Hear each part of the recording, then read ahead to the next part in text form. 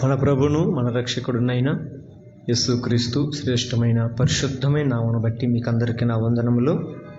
ఆదివారం దేవుని సన్నిధిలో ప్రకటించిన మేరకు మంగళవారం సంఘ ప్రార్థనగా దేవుని సన్నిధిలో దేవుని ఆలయంలో ప్రార్థించుటకు చేరువచ్చిన అందరికీ దేవుడు కృప చూపించి తన మాటల చొప్పున మనం నడిపించి ఆయన పాద సన్నిధిలో మనం అడిగే ప్రతి ప్రార్థన విన్నపానికి దేవుని నుండి సముచితమైనటువంటి సహాయం మనం పొందుకొని ఆయన సన్నిధిలో తృప్తి పొందిన వారముగా దేవుడు దీవించునుగాక.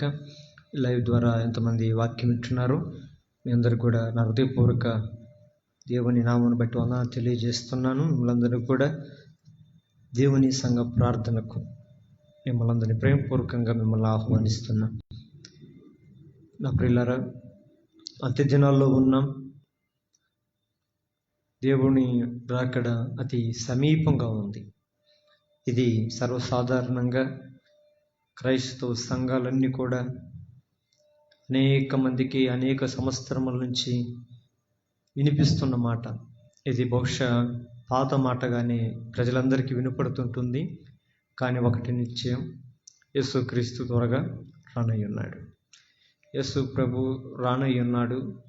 ఎవరి నిమిత్తం రానయ్యున్నాడు, ఎందు నిమిత్తం రానయ్యున్నాడు, ఆయన వచ్చినప్పుడు జరిగే పరిణామాలు ఏంటి భూమి మీద అని పరిపూర్ణమైనటువంటి విషయాలు ప్రతి క్రైస్తవుడు తెలుసుకొని ఉండాలి. బహుశా చాలా సంఘాలలో, చాలా మందిరాలలో దేవుని దినపు రాకడను గురించి ప్రకటించటం అరుదు, చాలా అరుదు. చాలా మందిరాలలో దేవుని ఆశీర్వాదాలు, దేవుని ఉన్నతమైనటువంటి దీవెనలతో కూడుకున్న మాటలు జనాలు ఇష్టపడడానికి, వినటానికి ఇష్టపడుతుంటారు. అయితే నా ప్రియమైన దేవుని సంగమా, యేసు ప్రభు బోధించిన బోధన మనం ఒక్కసారి జ్ఞాపకం చేసుకుంటే, ఆయన చేసిన సువార్త ప్రప్రదంతో కూడుకున్నటువంటి మాట, పరలోక రాజ్యము సమీపించి ఉన్నది, నమ్మి మారుమనసు పొంది బాప్తిసం పొందుడి. అంటే మనం ఏ దేవుణ్ణి అయితే మనం ఆరాధిస్తున్నామో, ఏ దేవుని ఎడల మనం విశ్వసిస్తున్నామో, ఆ మన దేవుడు చెప్తున్న మాట ఏంటంటే పరలోక రాజ్యము సమీపించి ఉన్నది. ఇది కేవలం చాలా సంఘాలలో స్టేజీల మీద, ప్రసంగ వేదికల మీద, బలిపీఠాల మీద నుంచి సేవకులు దేవుని దినము సమీపమైనదని చెప్పే మనుషుల మాట కాదు. ఇది సాక్షాత్తు ప్రభువైన యేసుక్రీస్తు వారు కూడా బోధిస్తున్నటువంటి మాట, లోకానికి చాటి చెబుతున్నాడు.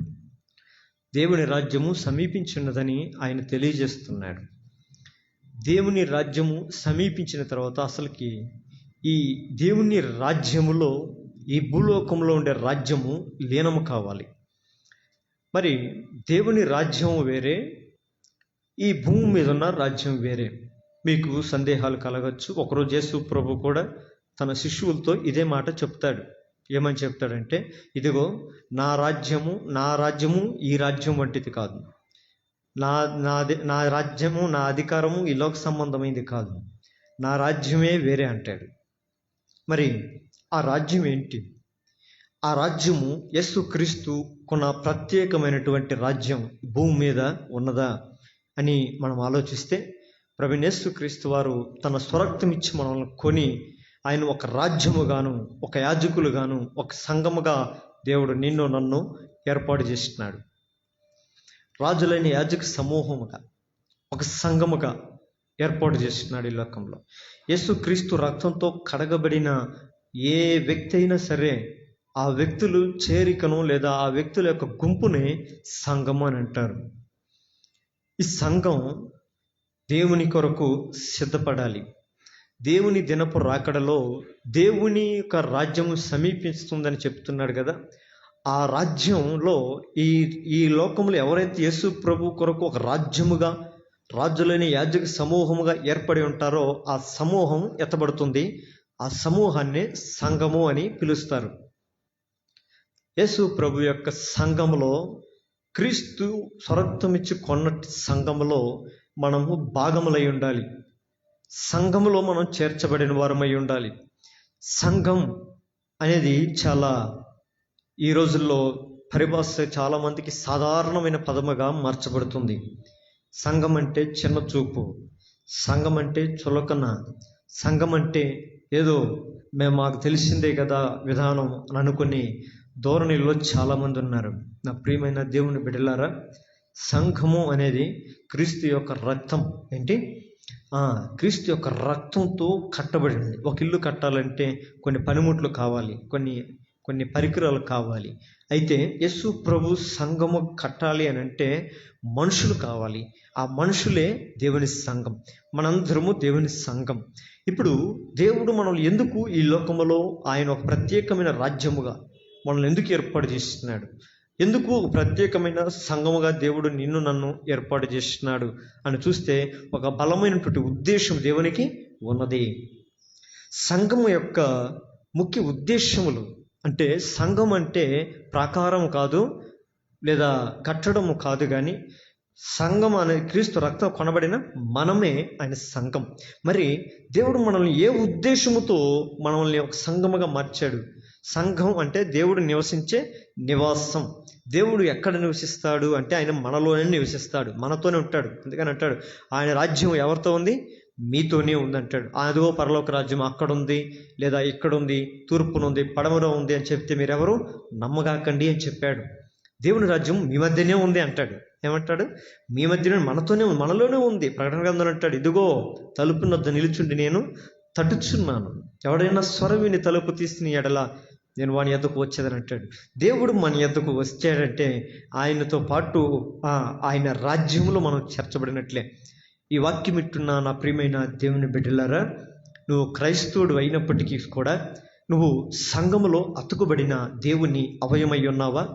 సంఘముతో సత్సంబంధము లేని కేవలం ఒక విశ్వాసి వలె నీవు ఉన్నావా? దేవుని విశ్వసించడం సరిపోదు.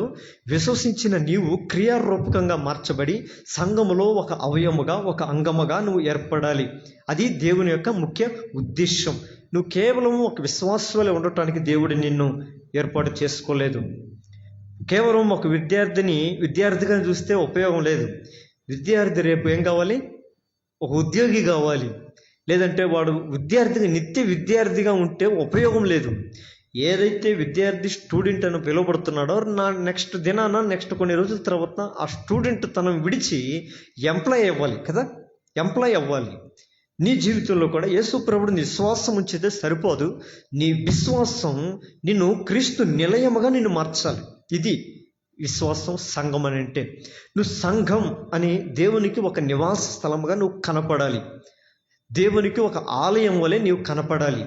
దేవునికి ఒక మందిరం వలె నీవు కనపడాలి. కానీ నువ్వు వెళుతున్న మందిరము కాదు, నీవే దేవునికి ఒక ఆలయం వలె కనబడదువుగాక.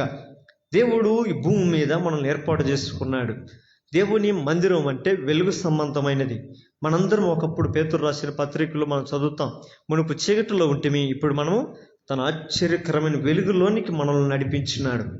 దేని కొరకు అని అంటే ఒక ఉద్దేశం కొరకు. ఆ ఉద్దేశం ఏంటో ఒక 5 ప్రాముఖ్యమైన విషయాలు ఈ రాత్రి నేను మీతో పంచుకోవటానికి నేను ఇష్టపడుతున్నాను. చూడండి, మొట్టమొదటిగా సంఘము యొక్క ముఖ్య ఉద్దేశములు ఏంటి? నెంబర్ 1, మొట్టమొదటిగా అపోస్తుల కార్యములు 2వ అధ్యాయము 42వ వచనం నుంచి మనం చూస్తే ఇక్కడ ఈ రీతిగా రాయబడి ఉంది. అపోస్తుల కార్యములు 2వ అధ్యాయము 42వ వచనం నుంచి, వీరు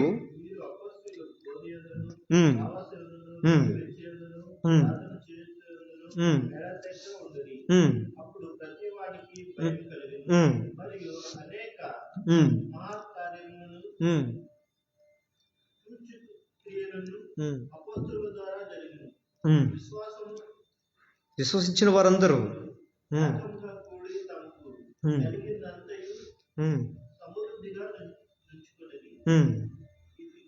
ఇదియుగాక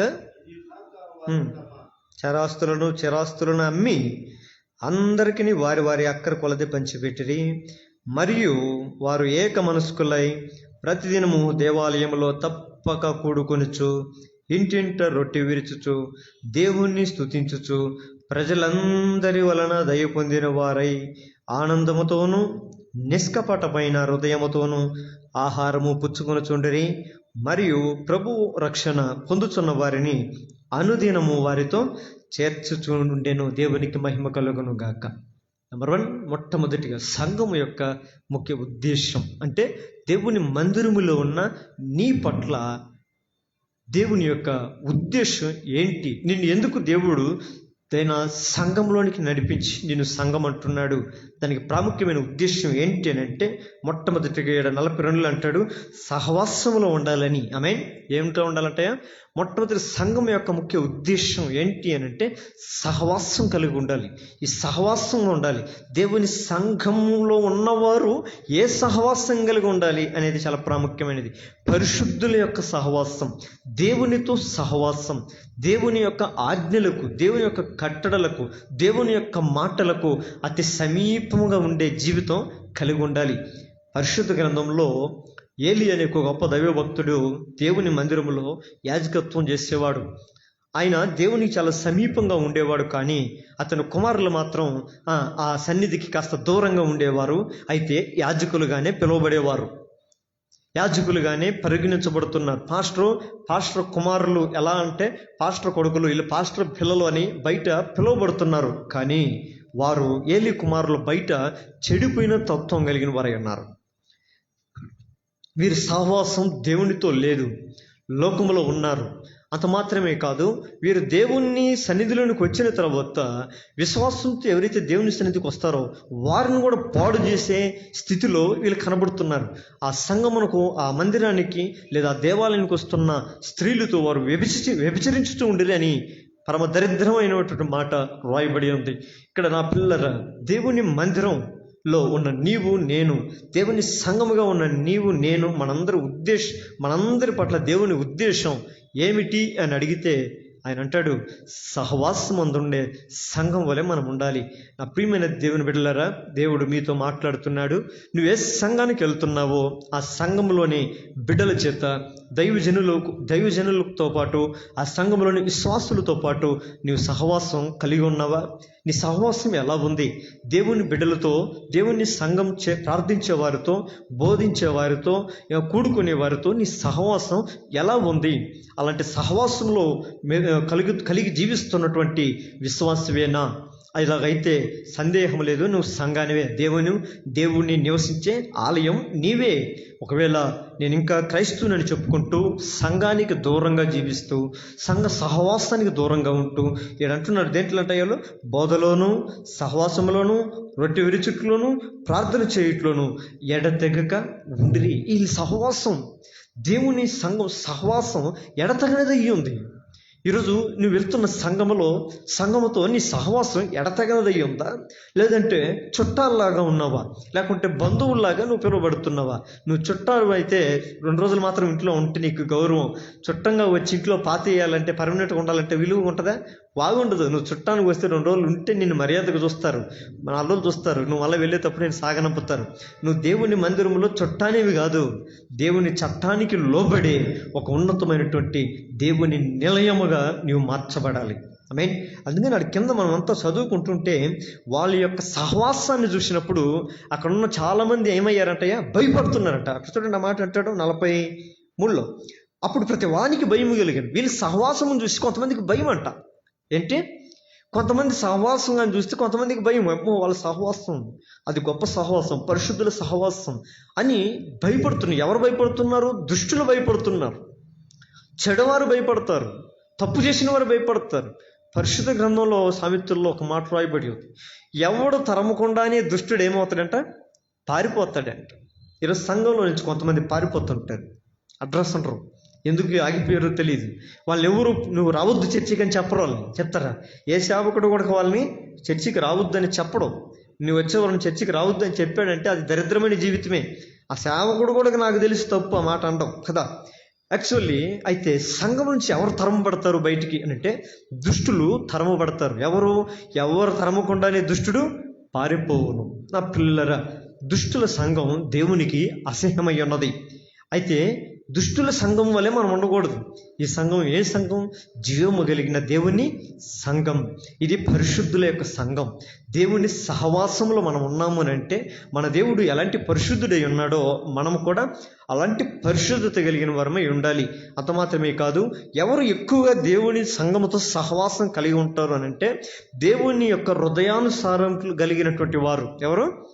దావీదు దేవుని మందిరం గురించి ఒక మాట అంటాడు, నీ ఆలయమును గురించిన, నీ మందిరమును గురించిన చింత నన్ను భక్షిస్తుందంటాడు. నీ మందిర ఆవరణను చూడవాలని నా ప్రాణం ఎంతగానో ఆశపడుచున్నది అంటాడు.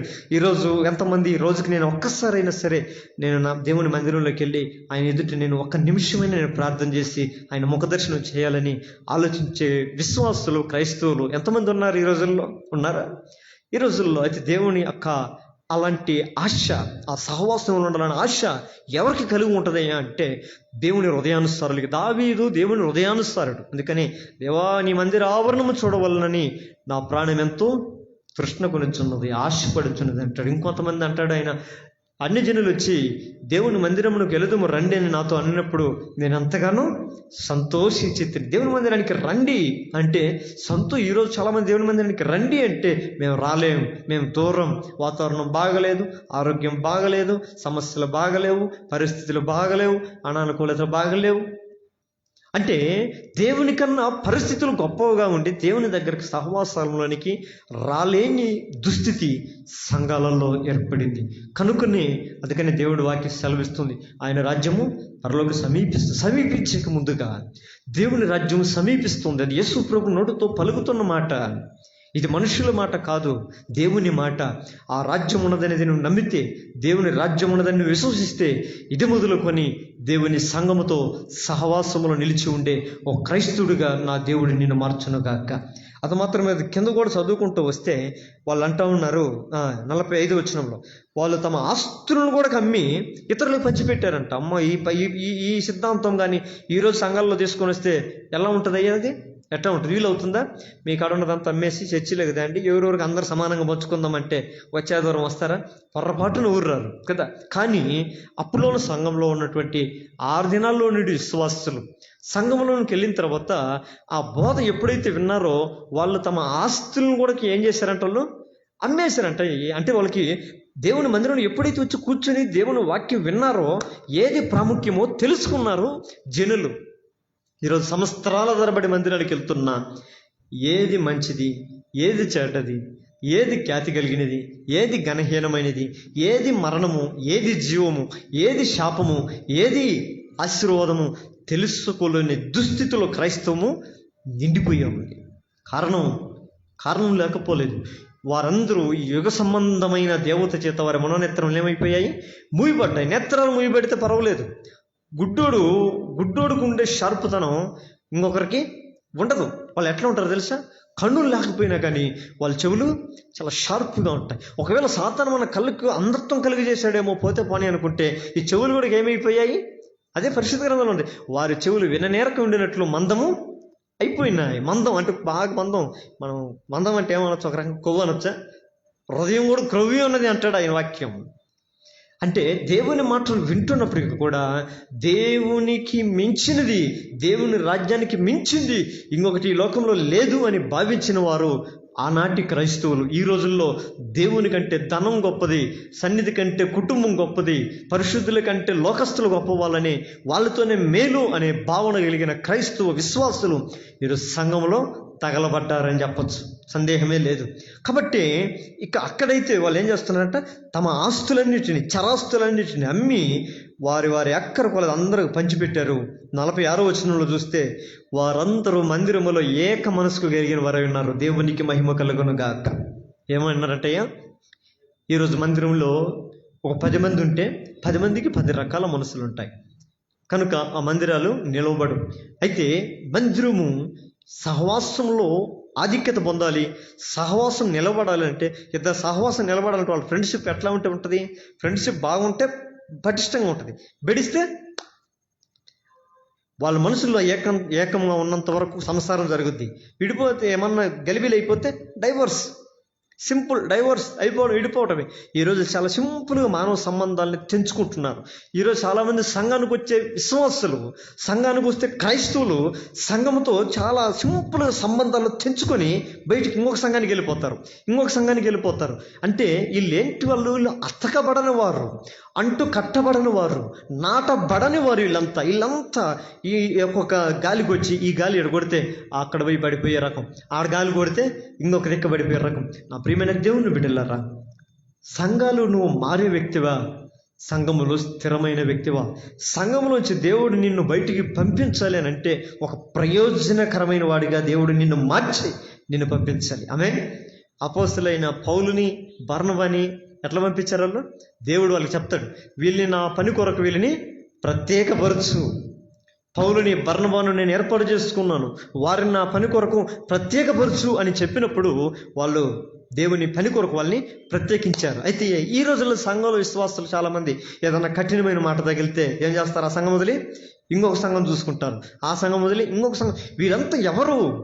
గాలికి రేగే రెల్లులు, త్రాసు మీద ధూళులు అని మనం చెప్పొచ్చు. నా పిల్లలారా, దావీదైతే అంటాడు, నేనైతే దేవుని మందిరములో పచ్చని చెట్టు వల్ల, ఒలివల చెట్టు వల్ల నేను నాటబడి ఉంటాను. ఆమేన్. దేవునికి మహిమ కలుగును గాక. దేవుని మందిరంలో నాటబడిన అనుభవం నీకు ఉండాలి, అంటుకట్టబడిన అనుభవం ఉండాలి, నాలో నిలిచి ఉండాలి అంటాడు. సంఘంలో నాలో నిలిచి ఉండేవాడు ఎవడు? వాడు సంఘంలో బహుగా ఫలిస్తుంటాడు. ఈ సంఘంలో ఫలించేవాడిని నిలబడతాడు. ఏ సంఘంలో అయితే మనం నాటబడి ఉంటామో ఆ ఏర్లు భూమిలో ఉంటాయి కాబట్టి ఆ చెట్టు ఏం కాస్తుంది? కాస్త ఎదుగుతుంది. అయితే సంఘంలో సంవత్సరాలు పడిపోయి మనం ఎదగలేకపోతున్నా కూడా మనం ఏం కావట్లేదు? నాటబడలేదని అర్థం. మాకు అనుభవం నాకు ఇది.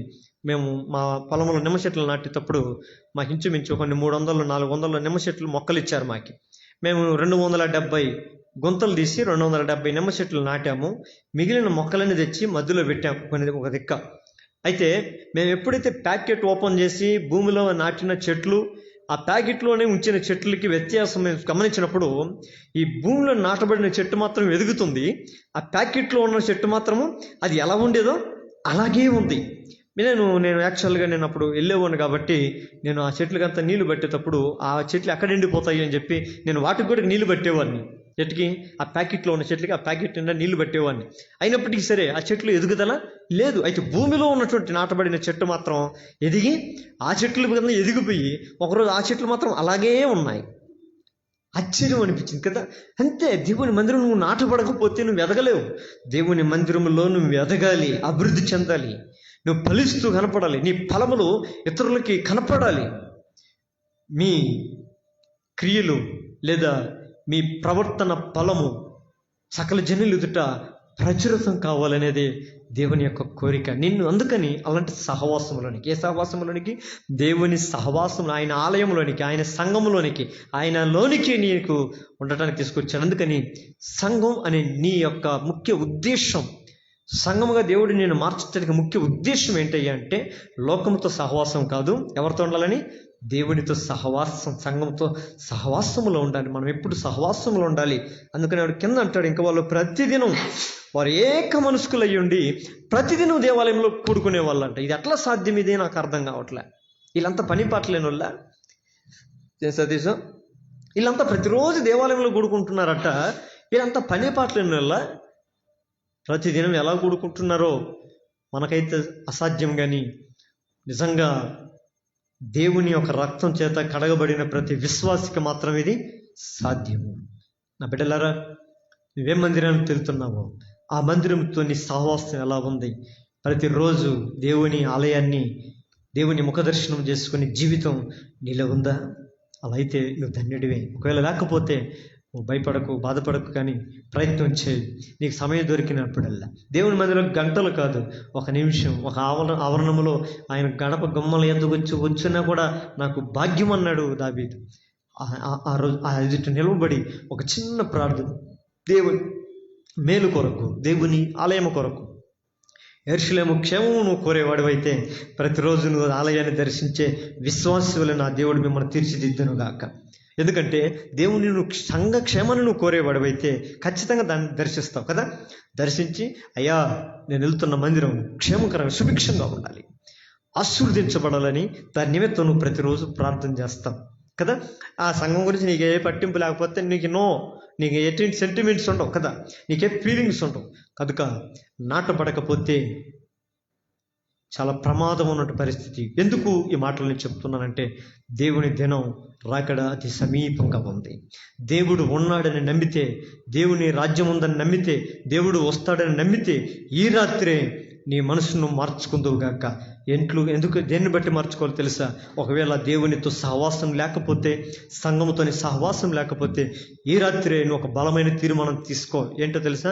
నేను ఇది మొదలుకొని నాకు సమయం దొరికితే దేవునితో సహవాసంలో ఉండటానికి నేను ఇష్టపడతాను. నెంబర్ 2, రెండోది చూడయ్యా, అది రోమిలకు రాసిన పత్రిక 16వ అధ్యాయము 17వ వచనం. రోమిలకు రాసినటువంటి పత్రిక 16వ అధ్యాయము 17వ వచనం.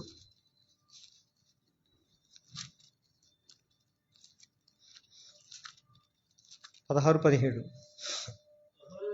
సహోదరులారా, మీరు చేర్చుకున్న బోధకు వ్యతిరేకముగా భేదములను ఆటంకములను కలుగుచేయి వారిని కనిపెట్టి ఉండుడని మిమ్మల్ని బతిమాలుకొనుచున్నాను. వారిలో నుండి తొలగిపోవుడి. అటివారు మన ప్రభువైన క్రీస్తుకు కాక తమ కడుపునకే దాసులు. వారు ఇంపైన మాటల వలన, ఇచ్చకప్పు మాటల వలన నిష్కపటుల మనస్సులను మోసపరుచుదరు. మంచి మాట అండి. చూడండి, అంటున్నాడు, సహోదరులు మీరు నేర్చుకున్న బోధకు వ్యతిరేకంగా కాకుండా ఏ బోధనైతే మనం వింటున్నామో ఆ బోధకు పద్ధతిలో క్రమశిక్షణ కలిగి మనం జీవించాలి. సంఘం యొక్క ముఖ్య ఉద్దేశం ఏంటి? నెంబర్ 1, మొదటిది ఏంటయ్యా? సహవాసము కలిగి ఉండాలి, దేవునితో సహవాసం కలిగి ఉండాలి. రెండవదిగా దేవుని యొక్క బోధను వినుచున్న నీవు ఆ బోధలో క్రమశిక్షణ కలిగి సంఘములను జీవించాలి. సంఘములో నీ ఇష్టమైనట్టుగా నువ్వు ఉండకూడదు. సంఘంలో నీకు ఇష్టమైనట్టుగా నువ్వు ప్రవర్తించకూడదు. సంఘంలో నీకు ఇష్టమైనట్టుగా నువ్వు మాట్లాడకూడదు. సంఘంలో నీకు ఇష్టమైనట్టుగా నువ్వు ఆలోచించకూడదు. ఎలా ఉండాలంట? సంఘము అంటేనే మనం ఏమన్నా ఒక క్రమశిక్షణ. ఈ సంఘానికి క్రమశిక్షణ ఎవరు పెట్టారయ్యా అంటే, పాస్టర్ పెట్టాడా? పాస్టరం పెట్టిందా? పెద్దవాళ్ళు పెట్టారా? సంఘ పెద్దలు పెట్టారా? కాదు. నిరంతరం మెల్కీసెదెకు క్రమం చొప్పున నీవు యాజకుడివై ఉన్నావు అనేది దేవుని గురించి మాట్లాడుతుంది. మన దేవుడు ఆయన యాజకుడు, ప్రధాన యాజకుడు ఆయన. ఆయన మందిరం ఇలా ఉండాలి, ఇలా ఉండాలి, అలా ఉండాలి, ఇలా ఉండాలని ఒక క్రమశిక్షణ ఏర్పాటు చేసిన వాడు. ఆ క్రమశిక్షణ లోపిస్తే ఆయన కోప్పడతాడు. దేవుడు ఖచ్చితంగా కోప్పడతాడు. ఒకరోజు యెరూషలేములోనికి వెళ్ళాడు, దేవుని మందిరంలోనికి వెళ్ళాడు. దేవుని మందిరంలోకి వెళ్ళి ఆరాధించే స్థలంలో చూస్తే వ్యాపారాలు జరుగుతున్నాయి. చూసి మనకెందుకులే వెళ్ళిపోయాడా? ఏం చేశాడు?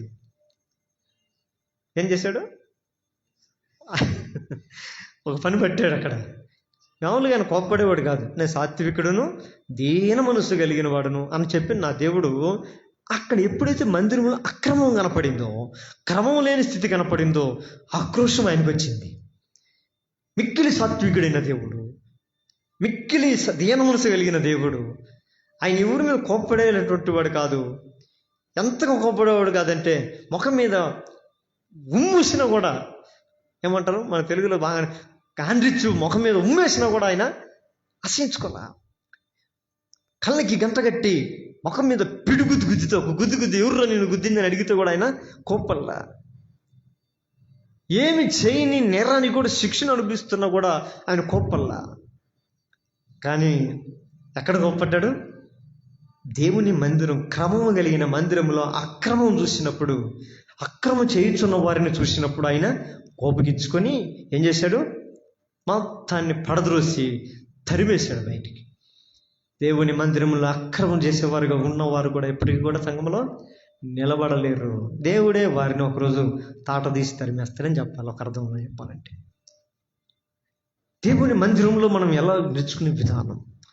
అందుకని ప్రసంగిలు అంటాడు, నువ్వు దేవుని మందిరమునకు పోయినప్పుడు నీ ప్రవర్తన అంతటి యందు ఆయన అధికారమునకు ఏం చేయాలంట? చెప్పుకోవాలి. దేవుని మందిరంలోకి మనం బయట ఉన్నంత వరకు ఏ అధికారం ఉంటామో never, don't worry, no problem. Rules regulation లేవు. నేనెవరు నిర్బంధించే ఆ ఒక పరిస్థితులు ఉండవు. వన్ టైం ఒక్కసారిగా నువ్వు దేవుని మందిరంలో కాలు పెట్టావనంటే నీ మీద అధికారం ఎవరికి ఉండాలి? అంతే. ఆఫీసులో కాలు పెట్టావు నువ్వు ఇంకేం చేయాలా? చచ్చినట్టు వాడు ఏం చెబితే చేయాల్సిందే. మరి దేవుని మందిరంలో మాత్రం మన ఇష్టానుసారంగా జీవించడం సాధ్యం కాదు. అంతే. మనం ఎలా ఉన్నా సరే మన దేవుడు మనం కనుక్కోలేని అనుకుంటామా? సేవకుడు కనుక్కోలేకపోవచ్చేమో కానీ హృదయాంతరములు పరిశోధించేవాడు మన దేవుడని యెహోవా అన్నాడు కదా. ఆయన హృదయాంతరంగా పరిశోధిస్తాడు. మనం దేవుని మందిరానికి ఎలా వస్తున్నాం, ఎందుకు వస్తున్నాం, దేనికి వస్తున్నాం, మనం కూర్చునే విధానం, మనం ప్రార్థించే విధానం, మనం భయపడే విధానం అన్నిటి కూడా దేవుడు ఏం చేస్తాడు? గమనిస్తూ ఉంటాడు. అందుకని మనుషుల పై రూపాన్ని చూసి మనం కొంతమంది పై రూపంకి వచ్చి చాలా భక్తిపరులుగా నటిస్తారు. వాళ్ళు చూసి మనం మోసపోతాం. అమ్మో వీళ్ళంత భక్తిపరులు, ఈ సిస్టర్ ఇంత భక్తిపరులు, ఇలాంటి సిస్టర్ మన సంఘంలో ఉండడం నిజంగా చాలా గొప్ప భాగ్యం అనుకుంటాం. కానీ హృదయంలో ఉండేది మనకు తెలియదు.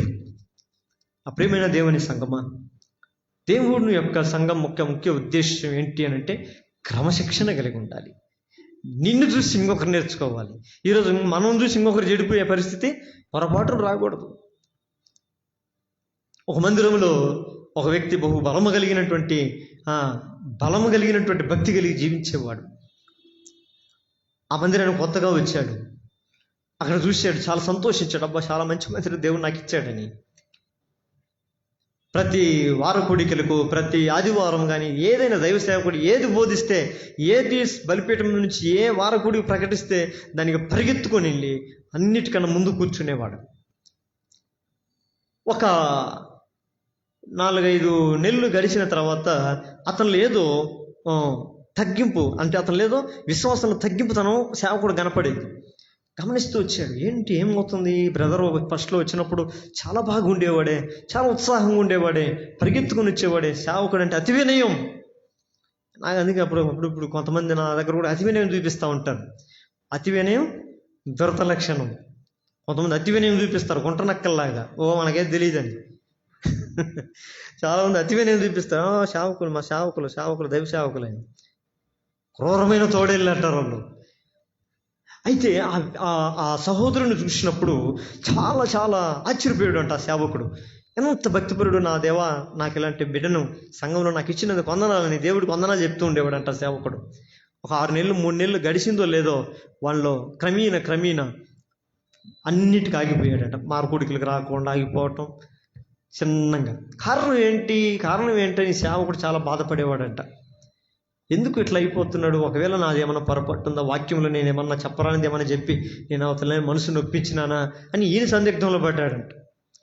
కొన్ని రోజుల తర్వాత అతనికి తెలిసింది, సంఘంలోనే మరో ఒకరితో తోడ్పాటు అయిపోయి పాడైపోయినటువంటి అవకాశాలు తన జీవితం తీసుకున్నాడు. ఈరోజు చాలామంది మనుషులతో సహవాసం చేయకాకండి, మనుషులను నమ్మగాకండి, మన సహవాసం అయితే దేవునితోనే ఉండాలి అని చెప్తున్న మాటలు మర్చిపోయి మనం ఇతరుల మాటలు విని చూడండి, కింద మాట అంటాడు. ఏమంటుంటాడు?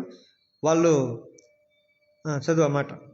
ఆనందముతోనూ నిష్కపటమైన హృదయముతోనూ ఆహారం పుచ్చుకొనుచు అనుదినము వారితో సంఘంలో చేర్చుకొనుచు ఉండిరి. అనుదినము చాలా మందిని సంఘంలో ఏం చేసుకుంటున్నారంట? సంఘంలో ఉండే వాళ్ళు బయట వారిని చేర్చుకోవాలి. ఇది క్రమశిక్షణ. దేవుడు మనకు నేర్పించిన క్రమం. సంఘంలో ఉన్న వాళ్ళని బయటికి ఎల్లగొట్టాలో మనం నేర్చుకునే క్రమంగా ఉంటే కొన్ని రోజులకి సంఘానికి తాళం వేయాల్సింది తప్పదు. మనం సంఘంలో ఉన్న మనందరము కూడా మనం ఏం కలిగి ఉండాలి తెలుసా? ఏం చేయాలంటే ప్రతిదినము అనుదినము రక్షణ పొందుతున్న వారిని వారితో చేర్చుచూ ఉండెను. చేర్చుకోవాలి. ఎవరిని? రక్షణ పొందేవారిని, రక్షణ కొరకు వచ్చేవారిని మనం చేర్చుకోవాలి. ఎట్లా? నిష్కపటమైన ప్రేమతోనూ, నిష్కపటమైన హృదయముతోనూ, ఆనందముతోనూ. అబ్బా, ఎంత మంచి మాట అండి ఇది! ఆనందంతో చేర్చుకోవాలి. నిన్నగాక మన కొత్తోడు వచ్చిండు ఒకడు, వాళ్ళు బాగా బలమైనటువంటి భక్తి ఉంది, గొప్ప తలంతు ఉంది, గొప్ప కృపావరం కలిగి ఉంది. వాళ్ళని ఏమన్నా వాడుకుంటుంటే మనం ఏం చేయాలి? కింద ఉండేవాళ్ళు మనం ఏం చేయాలయ్యా? ఆనందపడాలి కదా, సంతోషపడాలి, నిష్కపటమైన హృదయంతో అభినందించాలి. అంతేగాని ఈడు నిన్నగాక మొన్న వచ్చి ఈడు వెళ్ళిపోయినాడే పైకి, మనం సంవత్సరాల తరబడి సంఘానికి పోతున్నా మనల్ని ఏం పట్టించుకోడు దైవ సేవకుడు అని అంటే, పట్టించుకునేది సేవకుడైతే ఎప్పుడో పట్టించుకుంటాడు. సంఘములో పట్టుకునేది మనం ఆరాధిస్తున్న మన దేవుడు. అది మన నిష్కపటమైన హృదయాన్ని చూసి. ఆమేన్. దేన్ని చూసి? దేవుడు ఎట్లా వాడుకుంటాడు మనల్ని, దేన్ని బట్టి వాడుకుంటాడు అంటే మనం ఆయన హృదయానుసారంగా ఉండాలి. దేవుని క్రమానికి మనం లోబడాలి. దేవుని సన్నిధిలో ఏదైతే ప్రకటించబడుతున్నాయో వాటన్నిటి క్రమం తప్పకుండా ఖచ్చితంగా హాజరవ్వాలి. దాన్ని కూడా క్రమం అంటారు. కనుక సంఘం యొక్క ముఖ్య ఉద్దేశం ఏంటో 2 చెప్పాను. మొట్టమొదటిది ఏంటి? మొదటి దేవుని సహవాసములో ఉండాలి, రెండవదిగా క్రమశిక్షణలో ఉండాలి. మూడవది చూద్దామా? మూడవది అదే ప్రకటన గ్రంథము 2వ అధ్యాయము 4వ వచనం. త్వరగా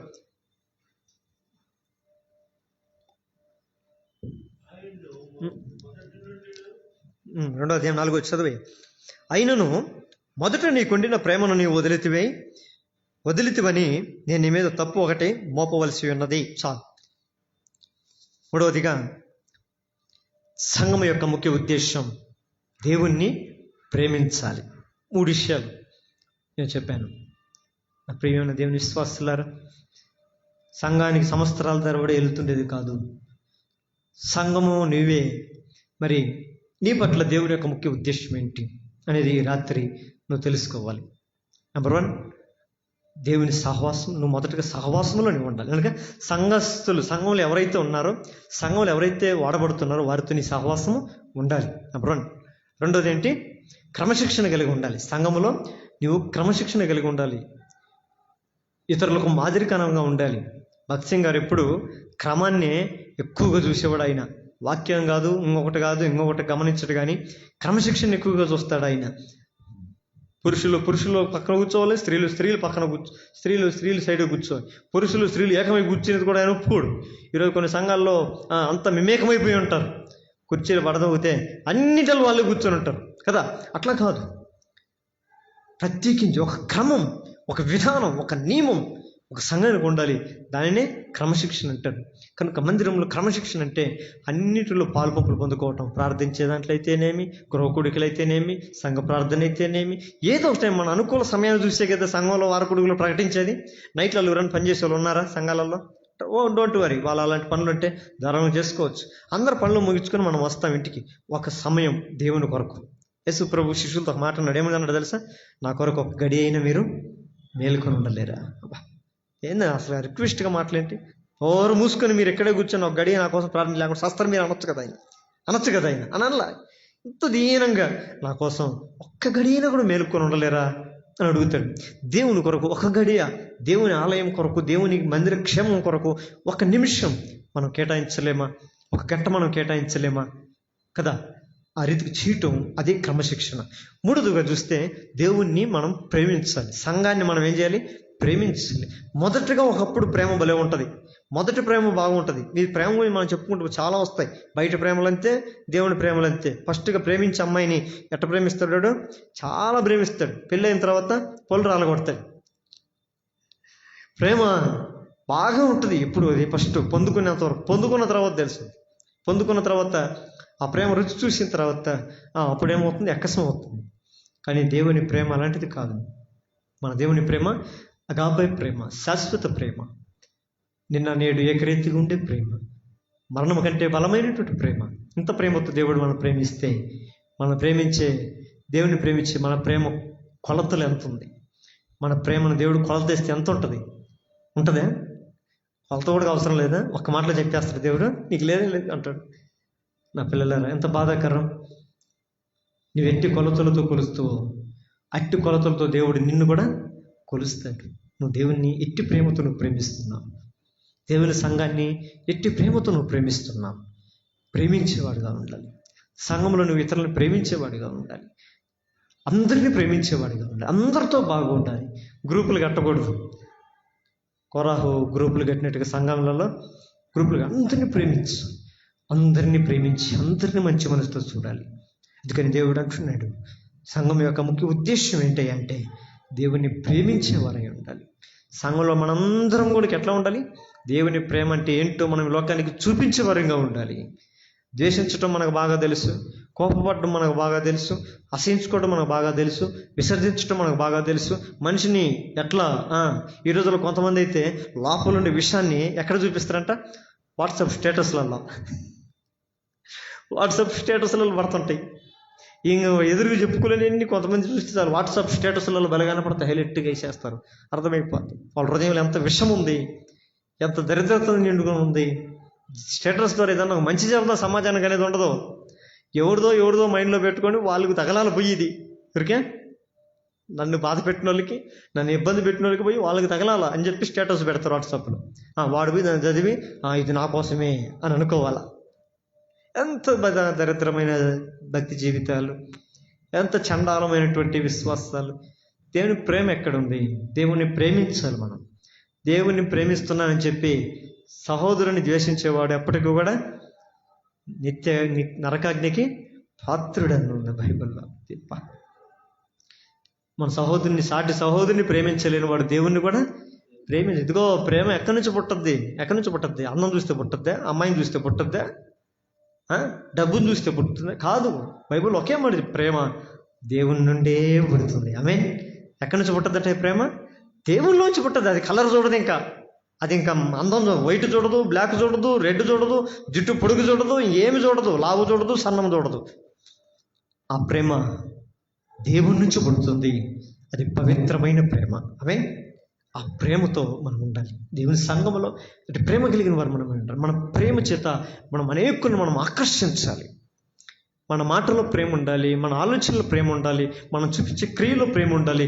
అవసరమైతే ప్రేమ ఎలాంటిది అని ఒక్క మాటలో చెప్పాలంటే, ప్రేమ అంటే నష్టపరుచుకునేది, ఇతరుల కొరకు నష్టపరుచుకునేది, ఇతరుల కొరకు త్యాగం చేసేదాన్నే ప్రేమ అంటారు. దేనికైనా ఒక్కదానికైనా మనం ఏదైనా త్యాగం అయ్యామా? సంఘం కోసం దేనికైనా త్యాగం చేసామా? దేవుని మందిరం కొరకు, పరిచర్య కొరకు, ఒక ఆత్మ కొరకైనా మనం ఎప్పుడైనా త్యాగం చేసామా? మరి ప్రేమ కలిగిన మనం చెప్పుకుంటే అబద్ధమే కదా. దేవుని ఒక బైబిల్లో ఒక అధ్యాయం అంతా కొరింథీయుల పత్రిక ఉంటుంది. ప్రేమ లేకపోతే చాలా కనకనలాడు గంటను పోలి ఉంటాడంట. ప్రవచించు వరము కలిగి ఉండి, భాషలు చెప్పు అర్థం కలిగి ఉండి, కొండలను పెగిలించే విశ్వాసం కలిగి ఉండి, ప్రేమ లేని వాడైతే వాడు వ్యర్థుడే. నాలో బలమైన వాక్యం చెప్పే శక్తి ఉంది, పాటలు పాడే జ్ఞానోజ్యం ఉంది, వాద్యములు వాయించే కెపాసిటీ ఉంది, నాకు దేవుడు ఇన్ని కృపవరాలు ఇచ్చాడని చెప్పి ఎదురుగున్న మనిషిని ప్రేమించలేకపోతే నీవు దేవుని వాడివి కాదు. ప్రేమ లేని వాడు దేవుని సంబంధి కాడు. ప్రేమించే ప్రతివాడు దేవుని సంబంధి. యోహాను రాసిన పత్రికలు అన్ని చదివితే మనకు అదే గాడ్స్ లవ్, దేవుని ప్రేమ కావ్యాలు మనకు అర్థమవుతాయి. క్రైస్తవుడు దేవుని సంఘములో దేవుని ప్రేమిస్తున్న నీవు ఎదుటి వ్యక్తులని, ఎదుటి వారిని నువ్వు ఎట్టి మనసుతో నువ్వు చూస్తున్నావు. ఇతరుల పట్ల నీకు ఏ ప్రేమ కలిగిన భావం ఉందా? ఒకప్పుడు మా ఇంటికి, నేను చిన్నపిల్లలప్పుడు మా ఇంటికి ఒక సేవకుడు వచ్చాడు. సేవకుడు వస్తే ఆ టయానికి మా నాన్న లేడు ఇంట్లో. మా ఇంటికి వచ్చాడు, ప్రార్థన చేశాడు, కానుక కోసం చేతులు నలుపుకుంటూ చూస్తున్నాడు. మా అమ్మ దగ్గర ఏమి లేవు డబ్బులు ఇచ్చేకి. అతను చూస్తూనే ఉన్నాడు. ప్రార్థన చేస్తే సామాన్యంగా ఏమి వెళ్తుంది, పాస్టర్ చేతులకి ఏమి వెళ్ళాలి? కానుక వెళ్ళాలి, అది మామూలుగా. ఆయన చూస్తూ ఉన్నాడు కానీ పాప మా అమ్మ దగ్గర ఏం లేవు, చాలా బాధపడుతూ ఉంది. ఆయనకు అర్థమైపోయింది, అయ్యా ఆయన మా దగ్గర కూడా ఏం లేవు అయ్యా, ఆయన కూడా లేడు, పాస్టర్ దగ్గర కూడా లేడు. ఓకే, డోంట్ వరీ, పర్వాలేదమ్మా అని చెప్పాడు. అక్కడేమో బయటికి వెళ్తూ చిన్న ఎట్లా నాన్న అని చెప్పి నన్ను పిలుచుకొని పోయాడు. బయటికి వెళ్ళి మీ మందిరానికి ఎంతమంది వస్తారంటే, వస్తారండి ఇంతమంది వస్తారు అనుకున్న కుటుంబాలు ఎక్కడున్నారంటే ఇకంతా చుట్టుపక్కల ఉన్నారు. సరే ఒక్కొక్క ఇంటికి వెళ్ళి ప్రార్థన చేద్దాం అన్నాడు. ఎందుకు అని నాకు తెలియదు కదా, ఏదో ఒక ఇంటికి పోతే ఎంతో ఒకంత కానుక ఇస్తారని ఆయన ఆలోచన, నాకైతే తెలియదు కదా అది. నేను అన్నాను సరే అని చెప్పి ఒక 5-6 ఇళ్ళు తీసుకెళ్ళి ప్రార్థన చేయించాను. ఎవరు ₹1 కూడా కానుకీలా, ₹1 కూడా కానుక చేతిలో పెట్టలా. చాలా డిసప్పాయింట్ అయిపోయాడు. మందిరం దగ్గరకు వచ్చాం. ఇంకెవరన్నా ఉన్నారా ఇంకా మందిరానికి వచ్చేవాళ్ళంటే ఉన్నారు, ఇదిగో ఈ కాలనీ కూడా, ఈ బీసీ కాలనీలో కూడా చాలా మంది ఉన్నారు అయ్యా చర్చికి వచ్చేవాళ్ళంటే. మరి వాళ్ళ ఇంటికి కూడా వెళ్తామంటాడు. అక్కడ కూడా వెళ్ళి ఒక 4 ఇళ్ళు ప్రార్థన చేస్తే ఎవరు కానుక వాళ్ళ ఇసుగు పుట్టింది ఆయనకి. ఇక అన్నాడు, చూడు నేను ఇక్కడ నుంచి ఊరికి వెళ్ళాలంటే నా దగ్గర ఛార్జీలు లేదన్నాడు. ఎట్లా చేస్తారు పాస్టర్ గారు, మరి మీరు ఎలా చేస్తారు అంకుల్ అంటే నాకు అదే అర్థం కావట్లేదు. అప్పుడు ₹10 ఇచ్చేవాళ్ళు వాళ్ళేరా, ఇక్కడ ₹10 కూడా ఇచ్చేవాళ్ళు లేరా అంటున్నాడు. ఏమో నాకు తెలియదు బ్రదర్, నాకు అయినా తెలియదు అంకుల్ అంటా ఉన్నాను నేను. సరే ఇప్పుడు నేను ఎలా వెళ్ళాలి అంటున్నాడు ఆయన. నాకు అయినా తెలియదు కానీ నేను ఒకటైతే చేస్తాను, నేను మీతో పాటు కావాలంటే ఒక 2-3 కిలోమీటర్లు నడిచి మీతో పాటు నేను తోడుగా వస్తాను అంటే. మరి అక్కడి నుంచి నువ్వు ఎట్లా వస్తావు? అక్కడ నేను ఒక్కడిని వస్తాను, ఇబ్బంది ఏం లేదు అన్నాడు. ఆయన ఆశ్చర్యం, చిన్నపిల్లడు ఇదే నువ్వు నన్ను వదిలిపెడతావా? ఎట్లా అంటున్నావు అంటే, నాకు మా నాన్న ఒకసారి బైబిల్లో చెప్పాడండి, ఒక మాట చెప్పాడు, నాకు అది గుర్తుంది. ఏం చెప్పారురా నీకు అని అంటే, ఎవడైనా నిన్ను 1 మైలు రమ్మంటే 2 మైళ్ళు ఇల్లు విడిచిపెట్టమన్నాడు. మా అమ్మ నిన్ను అర్ధాకు వదిలిపెట్టమనింది మందిరం దాకా కాదు, అవసరం వచ్చి నేను పక్క ఊరి గవ్విని ఒకరిని విడిచిపెట్టగలుగుతాను. నీకు ఆశ్చర్యపోయి ఆయన నా విశ్వాసం చూసి, నాలో విశ్వాసం చూసి ఆయనకి క్షేమైపోయి, నో వద్దు నాన్న, నువ్వు ఇంటికి వెళ్ళిపోయి, నేను నడిచి వెళ్ళిపోతానని చెప్పి వెళ్ళిపోయాడు. ఇది దేవుని బిడ్డలుగా మనలో క్రియ రూపకం. ప్రేమ అంటే డబ్బుతో డబ్బు ఉంటే చూపించేది కాదు. కొంతమంది అనుకుంటారు డబ్బు ఉంటే వాళ్ళు ప్రేమిస్తారు, డబ్బు ఉంటే వాళ్ళు చూపిస్తారు. ప్రేమ ధనం చూసి రాదు, స్థితిని చూసి రాదు. దేవుని ప్రేమ దేన్ని చూసి వస్తుంది? దేవుని పట్ల వారికి కొన్నటువంటి విశ్వాస్యతను చూసి వస్తుంది. ఆమేన్. దేవునికి మహిమ కలుగునుగాక. కొంతమందికి దేవుని ప్రేమ ఎప్పుడు అర్థం కాదు, ఎందుకంటే వాళ్ళకి లోక ప్రేమలు తెలుసు. ఇతరుల్ని ప్రేమించిన వాడు ఎప్పుడు కూడా తన ప్రేమ కావాలని పొరపాటును కూడా కోరుకోకూడదు. ప్రేమించడం మనకు చేత కాకపోతే ఇతరులు మనల్ని ప్రేమించాలి అనే భావన ఉండటం అది దుష్ట స్వభావం. ఏంటి? దుష్టుని యొక్క స్వభావం. ప్రేమించేవాడు ఎప్పుడు కూడా ఇతరులను ప్రేమించాలని ఆశించడు, ఆశించకుండానే ఇతరుల దగ్గర ఏమి కోరుకోకుండానే ప్రేమిస్తుంటాడు, ప్రేమని ఇస్తాడు. ఇది క్రైస్తవులు ఉండాల్సినటువంటి సుబుద్ధి కలిగినటువంటి లక్షణం. ఈరోజు మన ప్రేమ ఎలా ఉంది? నిష్కపటమైనటువంటి ప్రేమ. దేవుని ప్రేమించేవారు. అందుకే 3 విషయాలు చూస్తూ వచ్చాం. సంఘం యొక్క ముఖ్య ఉద్దేశాలు మనం 3 విషయాలు చూస్తూ వచ్చాం. నెంబర్ 1, మొట్టమొదటిది దేవుని యొక్క ఉద్దేశం ఏంటి సంఘం పట్ల అంటే, సహవాసంలో ఖచ్చితంగా సంఘం ఏర్పాటైందంటే దాంట్లో ఏముండాలి? సహవాసం ఉండాలి. సంఘంలో నువ్వు చేర్చబడావంటే నువ్వు ఖచ్చితంగా సంఘంతో సహవాసంలో ఉండాలి. రెండవదిగా ఏముండాలి? క్రమశిక్షణ కలిగి. సంఘంలో ఏదైతే నియమం ఉందో దానికి క్రమం కలిగి నువ్వు జీవించాలి. అది శిక్ష ఉంది కదా, ఆ క్రమం ఎలా ఉంటుంది? శిక్షతో నీకు కంఫర్టబుల్గా ఉండదు, నీకు అన్కంఫర్టబుల్గానే ఉంటుంది. కానీ నువ్వు ఏం చేయకూడదు? క్రమం తప్పకూడదు. అదే నీకు పెద్ద శిక్ష. క్రమశిక్షణ కలిగి ఉండాలి. మూడవదిగా దేవుణ్ణి ప్రేమించేవారు, ప్రేమ కలిగి ఉండాలి. ఒకప్పుడు మందిరం కొత్తలో ఉన్నప్పుడు మన మందిరం ప్రేమ ఎట్లా ఉండేది? కొన్ని రోజుల తర్వాత రోజు 3 సార్లు వచ్చేయడం పడుకుని దొల్లాడుతుండేది. కొంతమంది దొల్లాడుతూ ఉండేది. మా దేవుడు మా పెద్ద మందిరం ఇచ్చాడు, యేసయ్యా నీకు వందనాలు అనేవాళ్ళు. 2 సంవత్సరాలు పోయాలకి 20 మందిరంలో వెళ్ళలేరు. అయిపోయింది మన ప్రేమలో.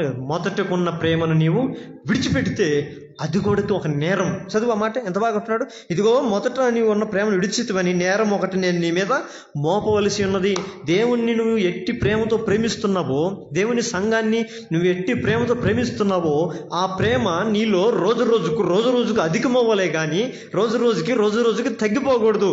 తగ్గిపోతుంటే అది దేవుని దృష్టిలో అది నేరం. అది గత దేవుని మందిరం మీద మనకు ప్రేమ తగ్గిపోతుందయ్యా అంటే ఏంటి అర్థం? నేరస్తులమని అర్థం. మనం ఎవరి దృష్టిలో? పాస్టర్ దృష్టిలో కాదు, దేవుని దృష్టిలోనే. అందుకని నేరం ఒకటి నేను నీ మీద మోపవలసి ఉన్నది. ఏంటయ్యా నా మీద నేరం మోపేది నువ్వు ఏంటంటే, మొదట సంఘంలో నువ్వు నన్ను ప్రేమిస్తున్న విధానం నీలో ఇప్పుడు లేదు. నీలో మొదట ఉన్న ప్రేమను విడిచితివి. తెలుసుకొని మళ్ళీ సరి చేసుకుంటే సరి, లేకపోతే నేను ఇచ్చేది నేను నీకు ఇస్తానంటున్నాను. కాబట్టి ఆ పిల్లల దేవుని మందిరాన్ని ఎల్లప్పుడూ గొప్పదిగా ప్రేమించండి. దేవుని సన్నిధిని ఎప్పుడు ప్రేమించండి. దేవుణ్ణి ఎప్పుడు ప్రేమించండి. దేవుణ్ణి ప్రేమించండి అంటే దేన్ని ప్రేమించటం? దేవుని సంఘం, ఆయన శరీరం అంటే ఆయన ప్రేమించడం, సంఘాన్ని ప్రేమించడం ఒకటే. 4వది చూద్దామా? మొదటి పేతురు రాసిన పత్రిక 2వ అధ్యాయం 9వ వచనం. పేతురు రాసినటువంటి మొదటి పత్రిక 2వ అధ్యాయము 9వ వచనం.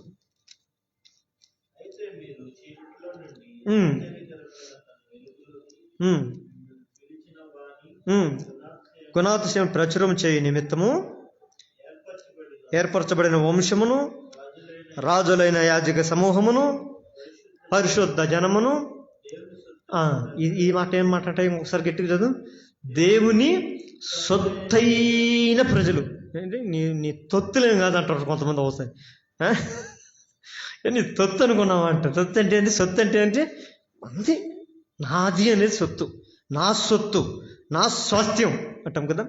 దేవుడు మనల్ని ఎందుకు చేసుకున్నాడు? దేవుడు మన పట్ల ఉన్న ఉద్దేశం ఏంటంటే దేవుని యొక్క గుణాతిశయములు మనం ఏం చేయాలి?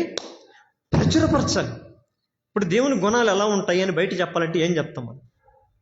దేవుడు చాలా రాక్షసుడు, పొల్లెట బయటకు వచ్చి ఉంటాయి, ఆయన తప్పు చేసి చంపేస్తాడు, పేక బిసికేస్తాడు, అవి చెప్తామా? అవన్నీ దెయ్యాల లక్షణాలు కదా, దెయ్యం లక్షణాలు. మరి దేవుడి లక్షణాలు చెప్పాలంటే ఏం చెప్తాము? అవి మనలో ఉంటేనే చెప్పగలుగుతాం, లేకపోతే ఇంకేం చెబుతాం? బొందాడ మనకుండేవి చూపిస్తాం బయట. మందిరంలోనే ఒక్కోసారి ఇతరుల మీద మనం కోప్పడి చూపిస్తాం. మనలో ఏముంది? దేవుని గుణం లేకపోతే, దేవుని గుణం అది సపరేట్ ప్రత్యేకత ఉంటుంది. అది వాక్యం దేవుని చిత్తం అయితే దేవుని యొక్క గుణగణాలు మనం ప్రత్యేకంగా మాట్లాడుకుందాం ఒకసారి. ఆయన గుణం క్షమించే గుణం, ఆయన గుణం ప్రేమించే గుణం, ఆయన గుణం అర్థం చేసుకునే గుణం, ఆయన గుణం చేర్చుకునే గుణం. ఇవన్నీ చెప్పుకుంటే ఇప్పుడు చిన్నపిల్లల్ని చేర్చుకుంటాడు. కొంతమంది మందిలో చిన్నపిల్లల మీద కూడా ఎగిరి పడిపోతారు. అట్లనే కొంతమంది ఆడ ఒకరోజు మీటింగ్లో యేసుప్రభు మీటింగ్ పెట్టుంటే చిన్నపిల్లలు చలబరు చేశారంట. వాళ్ళు వచ్చి శిశువులే వచ్చారు, పెద్దోళ్ళు కూడా కాదు, ఎవరో కాదు, ఎవరిలో శిశువులే. వాళ్ళు వచ్చి ఈపుల మీద వాయించి అరకూడదు మందిరంలో అన్నాడు సైలెంట్గా. అంటే దేవుడు ఏమన్నాడు వాళ్ళని? ఇంకా నాకు ఏ తరిమి అని అన్నాడా? ఏమన్నాడు? చిన్నపిల్లల్ని ఆటంకపరచక నా ఎద్దకు రానియండి. ఆయన చేర్చుకునే స్వభావం.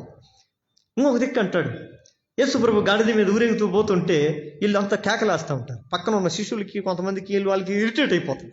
అయ్యా ప్రస్తుతం ఆత్మనహ్యమేమి ఎలాగపోతాను గోళ అంటే ఆయన ఏమంటాడు? వీళ్ళు ఆపితే రాళ్ళు కూడా సహించే గుణం, భరించే గుణం. ఎంత గొప్ప దేవుడు అండి, ఎంత గొప్ప దేవుని గుణాతిశయాలు ఇవన్నీ మనలో పనికిపుచ్చుకోవాలి. క్రీస్తు యొక్క సారూప్యములోనికి మనము మార్చబడాలి, క్రీస్తు యొక్క నవీన పోలికలోనికి మనం మార్చబడాలి. ఎందుకంటే మనం ఎవరైనా క్రీస్తు నందున్న ఎడల వాడు నూతన సృష్టి. మనం ఎవరుమంటాయా? నూతన సృష్టి, దేవుని చేత సృష్టించబడి నూతనంగా, పాతది కాదు. పాతవి గతించను, ఇదిగో సమస్తము క్రొత్తమాయను. అబ్బా ఎంత మంచి మాట. ఏంటి ఆ కొత్తవి? ఈ రోజులో మనకి క్షమించే గుణం ఉంటుంది, ప్రేమించే గుణం ఉంటుంది, అర్థం చేసుకునే గుణం ఉంటుంది, ఆలోచించే విధానం అన్నీ ఉంటాయి. అందుకని ఈ దేవుని యొక్క గుణాతిశయాలు, దేవుని యొక్క గుణాలు మనలోనికి రావాలి. దేవుని యొక్క గుణం అంటే మనం ఒక మాసలో చెప్పాలంటే పరిశుద్ధాత్మ ఫలం. ఏంటి? పరిశుద్ధాత్మ ఫలం. అది పొందుకొని ఉండాలి. పరిశుద్ధాత్మ అంటే గలతీ రాసిన పత్రికలు అదే మనం చదువుకుంటామని లేదు కదా చెప్తున్నాడు. ప్రేమ, సంతోషం, సాత్వికం, దయాలత్వం, మంచితనం, ఆశ నిగ్రహం, ఇవన్నీ కూడా ఒక 9 ఫలము కాదు, ఫలములు కాదు అవి. ఫలం ఓన్లీ 1 ఫ్రూట్స్లో ఇన్ని ఏదో మనమే అంటాం చూడు, ఒక అరటి పండులోనే ఎన్ని క్యాలరీలు ఇన్ని రకాలు ఉంటాయి అంటాం కదా. ఒక నిమ్మకాయ తీసుకుంటే దాంట్లో ఏమేమి ఉంటాయి అంటాము? సి విటమిన్ ఉందంటాం, ఇంకా యాంటీ ఏ చెప్తాం, ఒకటి ఉండదు దాంట్లో. అట్లా ఇది కూడా ఒకే ఫలం. ఏది? శరీర కార్యములు. శరీర కార్యం లేదు కానీ శరీర కార్యములు అంటే బహువచనం. ఆత్మ ఫలములోనే లేదు కానీ ఆత్మ ఫలం అనేది ఏకవచనం. ఒక్క ఆత్మ, దేవుని యొక్క ఒక ఆత్మ, దేవుడు ఒక్కడే కనుక, ఆయన ఆత్మస్వరూపి కనుక, ఆయన ఆత్మను పొందుకున్న మనందరిలో కూడా ఏముంటాయి? ఈ ఫలములు ఉంటాయి. ఈ ఫలము ఫలిస్తాం. ప్రేమ ఉంటుంది, సాత్వికం ఉంటుంది, సంతోషం. చదువుతాం ఆ మాట లేకుండా ఒకసారి చూడు, గలతీ రాసిన పత్రిక 5వ అధ్యాయం 22వ వచనం. అయితే ఆత్మఫలం ఏమనగా ప్రేమ, సంతోషము, సమాధానము, దీర్ఘశాంతము, దయాలత్వము, మంచితనము, విశ్వాసము, సాత్వికము, ఆశా నిగ్రహము. ఆశలు ఉంటాయి కానీ కొన్ని మితిమీరిన ఆశలు ఉంటాయి, కానీ వాటిని నిగ్రహించుకునే కెపాసిటీ కూడా ఉంటుంది. ఎన్ని ఆత్మఫలము, దేవుని యొక్క గుణాతిశయాలు, వీటన్ని మనం మనలో వణికిపుచ్చుకోవాలి. అందుకని తుదుకు మీరందరూ క్రీస్తును ధరించుకున్న వారై ఉండాలనేది అపోస్తలుడైన పౌలు 2 చేతులు జోడించి కొంతమంది సంఘంలోని విశ్వాసాలకి వేడుకుంటాడు. ఆ పిల్లలారా, మీరు శరీరేచ్ఛలు నెరవేర్చుటకు మీరు శరీర సంబంధాలు కాదు, క్రీస్తు రక్తంతో కడగబడిన వారు, ఇప్పుడు క్రీస్తుని యేసుని మీరు ధరించుకున్నవారు. పౌలు కూడా ఒక మంచి మాట అంటాడు, ఇదిగో నేను యేసు ప్రభుని నా శరీరం ముందు నేను ధరించుకుని ఉన్నాను కనుక నన్ను ఎవరు బాధ పెట్టకండి. ఎందుకంటే నేను చాలా మంచివాడిని, సాత్వికుని. గొర్రెపిల్లని పోయి తనితే అది జాడిచి దన్నొద్దా? దాన్ని పోయి మనం కొడితే తిరిగి మనం కొట్టదు. గొర్రెపిల్ల దాని సాత్వికత వేరే కదా. అందుకని మనము కూడా దేవుని యొక్క సాత్వికతను, దేవుని యొక్క ప్రేమను మనం స్వతంత్రించుకున్న తర్వాత ఆ ప్రేమను మనం లోకంలోనికి ఇతరులకు మనం చెప్పాలి. మనం ప్రేమించే విధానాన్ని బట్టి కొంతమంది దేవుని మందిరానికి ఆకర్షించబడాలి. ఆమేన్. ఈరోజు మన ప్రేమ ఎలా ఉంది? అవసరాన్ని బట్టి ప్రేమ చూపించి అవసరం తీరిపోతే ద్వేషించే స్వభావం, అది అపవాది సంబంధం వచ్చింది. మన ప్రేమ అయితే ఎట్లా ఉండాలంట? నిష్కపటమైనది ఉండాలి. అందుకని నేను అంటున్నాడు, మనం లోకంలో 4వదిగా దేవుని యొక్క ఉద్దేశం మంది సంఘం పట్ల దేవుని యొక్క ఉద్దేశం ఏంటి అంటే దేవుని యొక్క గుణాతిశయాలు మన లోకంలో ప్రచురించాలి. తాగుడుబోతాడు కడిగిపోతే తాగుడుబోతాడు మగ మాటలు, సినిమాలు చూసేవాడు కాడికి పోతే సినిమా వాడు చూసినట్టు మాటలు, క్రైస్తవుల కాడికి వస్తే దేవుని మాటలు మాట్లాడడానికి కాదు. మనం ఎక్కడ పడినా ఎక్కడున్నా కూడా దేవుని యొక్క గుణాతిశీలను ప్రచురపరిచేవారుగా మన ముందుము గాక. ఈ వాక్యం వింటున్న దేవుని బిడ్డలారా, నువ్వెన్ని సంవత్సరాలు దేవుని మందిరంలో ఉన్నావు? దేవుని గుణం నీలోకి వచ్చిందా? దేవుని స్వభావం నీలోకి వచ్చిందా? ఒక సినిమా చూసి, చిరంజీవి సినిమాలు చూసి చూసి చూసి చూసి చూసి ఒక ఆయన ఏమైపోయాడు? జూనియర్ చిరంజీవి. ఒకటి ఈ మధ్యలో ఏదో ఉన్నాడు జూనియర్ పవన్ కళ్యాణ్ అని. వాడిని ఏదో దాంట్లో పేరు అడిగాడు, మీ పేరేంటంటే నా పేరేంటో నేను మర్చిపోయాను అంటున్నాడు. ఎందుకంటే నేను పవన్ కళ్యాణ్, నా పేరేంటి నేను మర్చిపోయినాను, నా పేరు చెప్పేది కూడా మర్చిపోయినా, నాకు గుర్తులేదు అంటున్నాడు ఆయన. అంతగా పరకాష్ట ప్రవేశం చేశాడు ఆయన. ఈరోజు మనం వాక్యాలు వింటున్నాం, మనందరం వాక్యం అనే అర్థం దగ్గర నిలబడిన తర్వాత మనం దిద్దుకొని మనం ఏమైపోవాలి? వాక్యమును సారూప్యతను మనం సంతరించుకోవాలి. ఆమేన్. ఆ వాక్యం చేత మనం నింపబడాలి, హృదయం నుండి నింపుకోవాలి. అప్పుడు నువ్వు మాట్లాడితే, నువ్వు ఏదైనా ప్రచురణ చేయాలంటే ఏమొస్తాయి నోట్ల నుంచి? దేవుని గుణాతిశయములను ప్రచురపరిచేవాడుగా నువ్వు నిలబడతావు. ఆమేన్. కాబట్టి సంఘం యొక్క ముఖ్య ఉద్దేశాలు 4 చెప్తూ వచ్చాను. మొట్టమొదటి నెంబర్ 1, దేవుని సంఘములో నువ్వు ఉన్న వ్యక్తివైతే, సంఘ బిడ్డవైతే సంఘస్థులతో పాటు సహవాసంలో ఉండాలి. రెండవదిగా సంఘంలో ఉన్నటువంటి క్రమశిక్షణలో నువ్వు పాలుపంపులు పొందుకుండాలి. మూడవదిగా ఏముండాలి? ప్రేమించే స్వభావం. నీ ప్రేమ ఎల్లప్పుడూ ఒకే తరం ఉండాలి, అది పెరగాలి కానీ తగ్గకూడదు సంఘం పట్ల. నాలుగవది ఏంటి? దేవుని యొక్క గుణాతిశయములను ప్రచురించేవాడుగా నువ్వు ఉండాలి. ఈరోజు నీ గొప్పతనం చెప్పుకునేది, నేను ఎంత చదివినాను, నాకు ఇంత శాలరీ ఉంది, నాది ఎంత గొప్ప బతుకు, నేను ఎంత సంపాదించాను, అంత సంపాదించాను, అవి బయట చెప్పుకునే కాదు. మనం ఏం చెప్పాలి? మనకిచ్చిన దేవుడు గొప్ప ఉన్నత స్థితిని, దేవుడు మనకిచ్చిన గొప్ప ప్రభావాన్ని, స్థాయిని, ఆయన మనకిచ్చిన రక్షణను, మన పట్ల ఆయన చూపించిన ప్రేమను మన లోకంలో ప్రచురపరచాలి. అంతే. చివరికి ఆఖరితో మాట చూసిన ముగిస్తాం. మత్తయి సువార్త 28వ అధ్యాయము, మత్తయి గాస్పెల్ చాప్టర్ 28:19. మత్తయి సువార్త 28వ అధ్యాయము 19-20 వచనాలు చూడయ్యా.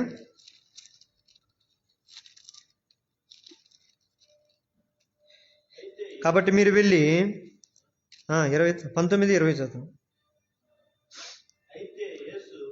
మత్తయి సువార్త 28:19-20. మత్తయి సువార్త. సమస్త జనులు శిష్యులుగా చేయుడి,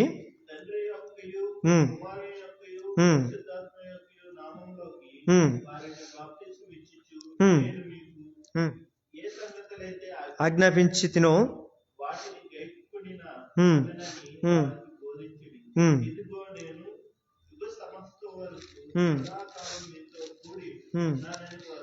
సమాప్తి వరకు సదాకాలం నేను మీతో కూడా ఉన్నానని వారితో చెప్పాను. చాలు. చివరిగా ఆఖరిగా చివరి దేవుని యొక్క ఉద్దేశం ఏడ, దేవుడు పరలోకానికి వెళ్తూ చివరిగా ఆఖరిలో సంఘంలో సంఘంలో ఆ సభ్యులుగా ఉన్నటువంటి వారికి అప్పచెప్పిన బాధ్యత ఏంటి అంటే, సర్వలోకమునికి వెళ్ళి మీరు సర్వ సృష్టికి నా సువార్తను ప్రకటించండి. సువార్తను ఏం చేయాలంటయ్యా?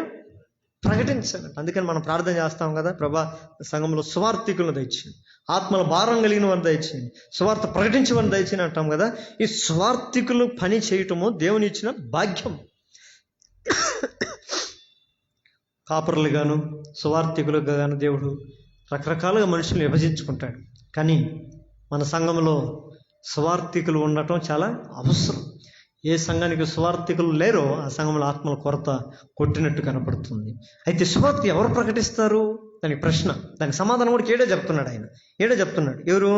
మీరు నేను ఏ సంగతులను ఆజ్ఞాపించుతునో వాటన్నిటిని గైకొనవలెను.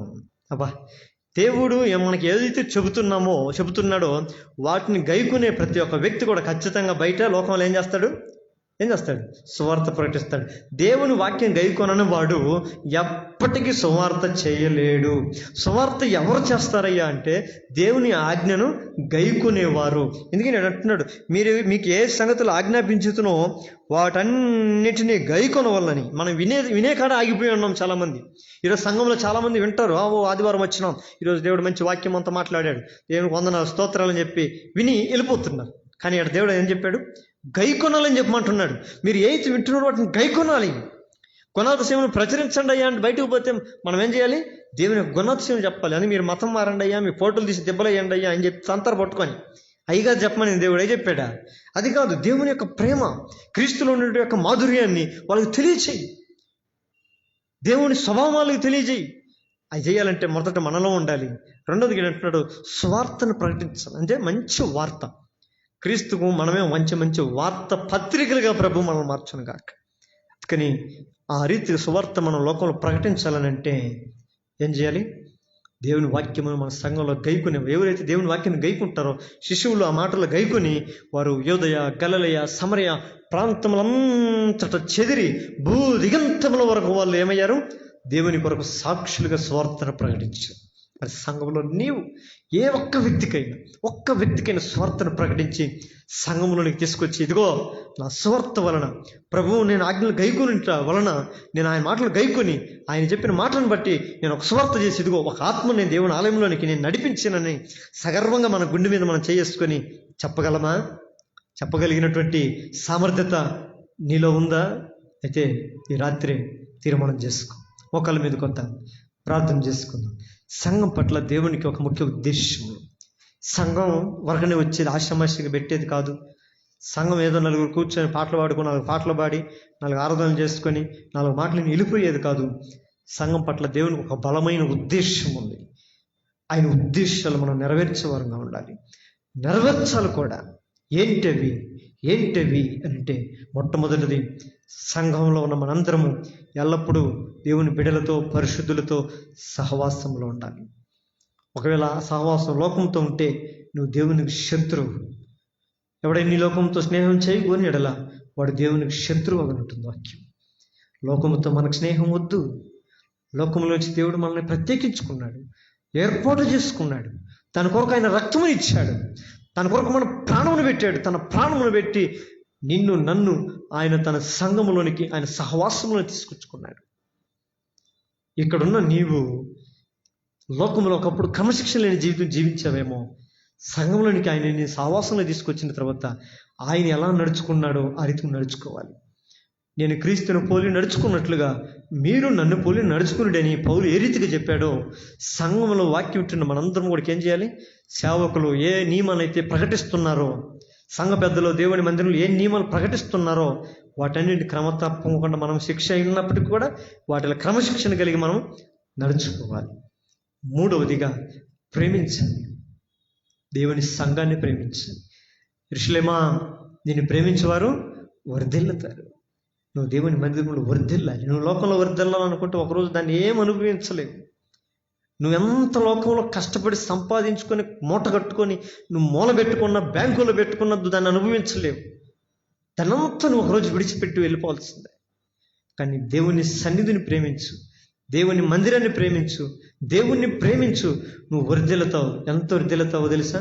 పరలోక రాజ్యంలో ఆయన కుడి పార్శ్వమున కూర్చున్నంత ఉన్నతమైన స్థాయిలోనికి నువ్వు వర్ధిల్లుతావు. ఆమేన్. నాలుగవదిగా ఆయన గుణాతిశయములను నీవు ప్రచురపరచాలి. దేవుని యొక్క మంచితనాన్ని, దేవుని యొక్క ప్రేమను నువ్వు ప్రచురపరచాలి. చివరిగా ఆఖరిగా ఆయన సువార్తను ప్రకటించి ఆత్మలను రక్షించి దేవుని ఆలయాన్ని తీసుకురావాలి. ఇది దేవుడు నీ పట్ల, సంఘంలో ఉన్న నీ పట్ల, నా పట్ల, మనందరి పట్ల దేవునికి ఉన్నట్టు బలమైన ఉద్దేశం. ఇట్టి ఉద్దేశములన్నిటికీ మనం ఒప్పుకొని తీర్మానం చేసుకొని ఈ రాత్రే, ప్రభువా నేను ఇది మొదలుకొని నేను నీతో సహవాసంలో ఉంటాను, క్రమశిక్షణ కలిగి ఉంటాను, నిన్ను ప్రేమిస్తాను, నీ గుణాతిశయాలను ప్రచురపరుస్తాను. సర్వలోకానికి రాకపోయినా, సర్వలోకమంతా నేను తిరగకపోయినా నా చుట్టుపక్కల వారికైనా సరే నేను సువార్తను ప్రకటించి నీ ఆజ్ఞల్ని గైకొని, విధులు గైకొని నీ రాజ్యమును కట్టడానికి నేను తీర్మానం చేసుకుంటున్నాను ప్రభు అని నువ్వు మోకరెళ్ళి ప్రార్థన చేస్తే నేను మీ కొరకు కూడా నేను ప్రార్థన చేస్తాను. అట్టి కృప, ధన్యత దేవుడు మీకు దయచేయను గాక. ప్రార్థన చేసుకుందాం. మోకాళ్ళ మీదకి వచ్చినట్లయితే ప్రార్థన చేసుకుందాం.